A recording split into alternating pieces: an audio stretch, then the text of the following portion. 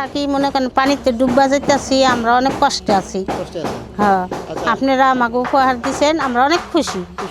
বাসার অবস্থা অনেক দিন যাবত এরকম, বৃষ্টি যতদিন ততদিনই অবস্থা। হ্যাঁ, 9 মাসই এরকম থাকে। বৃষ্টি থাকলে মানে পরিস্থিতিটা খুব খারাপ, কারণ এদিকে পানি, আর বর্ষাকাল আপনারা দেখছেনই নদীর পাড়ের, যেহেতু নদীর পাড়টা উঁচা, আমাদের এই সাইডটা নিচা, তো এই কারণে আমাদের বর্ষাকালে